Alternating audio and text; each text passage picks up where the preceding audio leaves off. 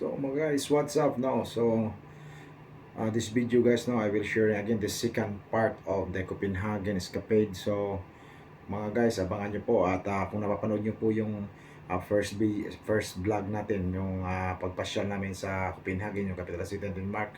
So ito naman yung part 2 mga guys. So panoorin nyo mga guys. So let's go mga guys.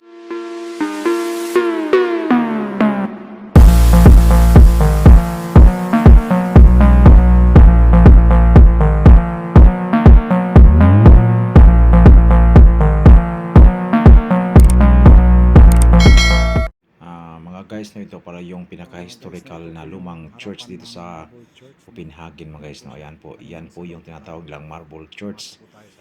Bali, isa po to sa mga dinarayo no, ng mga turista. So mga guys, yan po yung harapan ng Marble Church na tinatawag nila dito. Bali, itong place na ito guys, hindi kalayuan sa Marble Church. Ayan, lumalakad lang kami ng mga ilang metro.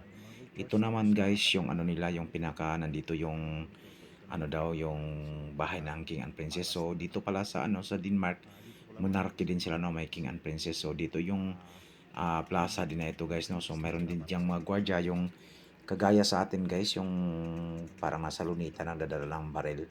So yan yung mga dalawa na nandoon mga guys So ito yung may structure na talagang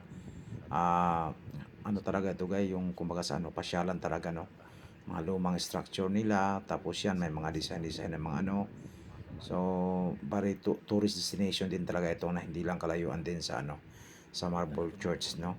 Ayan mga guys no, so maraming kunting tao lang kasi medyo may kalamigan din. So may mga ilan-ilan. So ito yung structure ng mga building nila. Kumbaga sa atin guys, ito yung pinakamalacanang sa kanila no.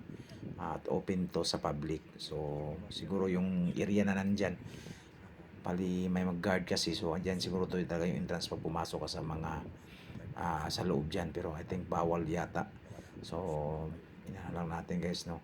Pero may mga tao naman sa loob, pero hindi namin subukan pumasok dahil baka hindi kami payagan guys. So ito may mama sila mga ilan-ilan. Yan yung mga tropa natin, mga kasama natin. Ito pala si Sek no, tinanong ko kung okay, ayos daw na lugar. Ayan si Segundo yan namin mga guys. So mga idol, so mga lobbies no, mayroon din siya dito, mayroong fountain no, kaso lang hindi pa siya hindi pa pinagana. So hindi tayo pinalad na panood to. So ayan po mga idol.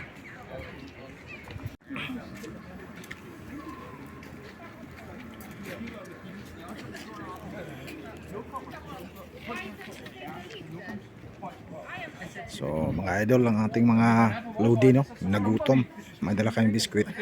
Tirahin na namin to mga idol. Tirahin na namin to. Nagbaho ng biskwit. At may nakita kami dito mga poste mga idol no. Akala namin sira mga idol, yun pala design talaga siya no. So napakaganda po ng design mga idol no.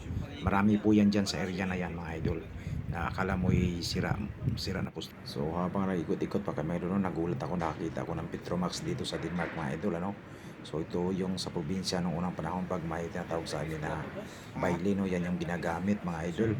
So ito pala idol, ito yung Vietnamese street food restaurant. So dyan namin nakita yan mga idol no. So ganda po ng nila. Sa labas may po idol, may Petromax, nakakatuwa po. So guys no, may nadaanan din kami ditong lumang simbahan. Ayan no, parang interesting po, kaya pinasok po namin yan guys. Tinitingnan po namin sa loob ko nung mayroon din. So ayan guys, papasok na po kami dyan. Hindi namin alam kung anong mayroon doon, so kasi marami pumapasok, kaya sumunod lang po kami guys no. Titingnan po natin guys kung anong mayroon sa loob, kasi luma po ito na simbahan no. Pero parang hindi entrance yung pinasukan namin, sa gilid lang siya ng simbahan. So yung pinaka-entrance talaga yung unang malaking pinto. Yung yung pinto na dyan guys, yung banda rito sa kanan, yun ang pinakamalaking pinto. Yan yung entrance talaga ng simbahan. Pero dito parang hindi namin, sus pagpasok namin guys, nauna yung kasamahan ko. Parang nawawamali kami guys, parang may mga tindahan man ng damit sa loob no. Ay mga tindahan ng mga damit guys, na-scam kami, balik na lang kami guys no. So ayan guys no, habang umiikot kami sa Copenhagen City ayan nadaan namin yung street magician no. Ayan si kuya guys, sumasakay po siya sa bisikleta niya na isa lang gulong, at marami pong nanonood sa kanya, at nakakaaliw din po si kuya. Tapos mayroon siyang mga assistant, yung hinahagisan po siya ng hinihagisan siya guys ng parang espada-espada guys, no. So nakakatuwa din guys. So marami po dito mga street performers din sa Copenhagen City guys, sa mga plaza-plaza nila. So ayun guys, maraming salamat po sa panood ng part 2 ng Copenhagen Escapade. Mabuhay po tayong lahat guys. Face in your face.